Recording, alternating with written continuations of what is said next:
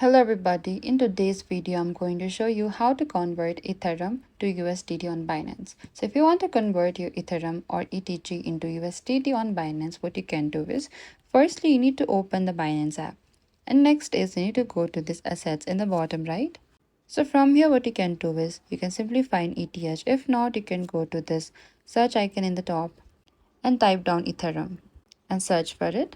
And from here you need to select this ETH, and after that you need to select trade.